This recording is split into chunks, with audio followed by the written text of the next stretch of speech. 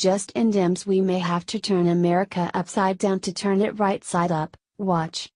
With the recent controversy surrounding immigrant families at the U.S. Mexico border, the issue has been dominating news outlet headlines for weeks. As a result, many liberals and Democrats have been partaking in protests in Washington, D.C., and across the United States. However, it is the words of Representative John Lewis and Representative Maxine Waters that is getting the most attention for its raucous insinuations. Nevermind that President Trump signed an executive order to reunite illegal alien families. The left is hellbent on using the immigration topic to further their hopes for a win in 2018. After Maxine Waters was roasted for inflaming a crowd last week, we thought the left would tone it down. We were wrong. Rep. John Lewis spoke at the immigration rally in Atlanta today and sent out a very mixed message to the crowd. He began his speech by saying, "It's time for some of us to get into good trouble. Necessary trouble." He then ramped the crowd up by saying, "We may have to turn American upside down to turn it right side up, Rep." The crowd went nuts. He immediately switched gears to tell the crowd, "Whatever we do, we must do it in a peaceful, nonviolent, orderly fashion." We just want to know how he thinks the left will make that happen. We call that talking out of both sides of your mouth. He then used the memory of MLK Jr. to soften his rhetoric but then said, "We are gonna win this battle." Lewis finally pulled out the sympathy card to say that, "The world is crying with us." He then wrapped his arm around his upper body and quietly said, "They think we're losing our way. The Democrats are once again using a fake news topic to rally their low-information voters before the 2018 election. This is pretty sickening. We'd like to know what you think about what Lewis said.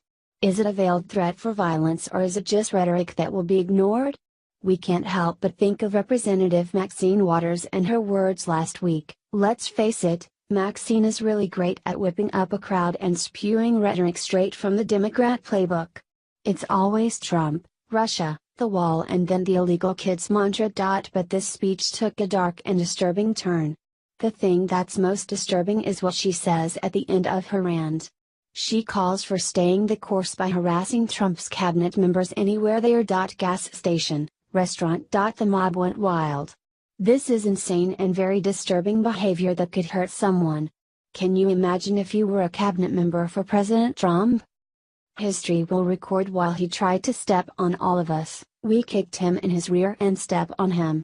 Already, you have members of your cabinet that are being booed out of restaurants. Who have protesters taking up at their house, who say, "No peace, no sleep.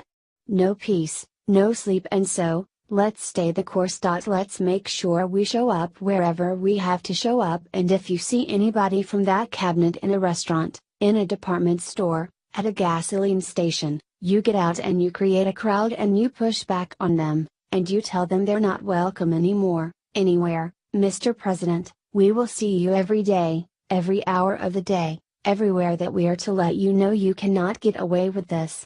While Democratic politicians sow seeds of hate into the country, average Americans who live every day know what is really going on. They will not allow themselves to be divided by this type of rhetoric which has done nothing good in the past. This is exactly the type of rhetoric that got President Trump elected to begin with. What they do not understand is the more they trash the president, the more supportive his supporters become. The more hate thrown his way, the more emboldened he becomes. Something that you would expect relatively intelligent individuals to understand, but clearly they missed that lesson. Despite the protests, the 2018 midterm elections will show Americans whose voices are really the most powerful.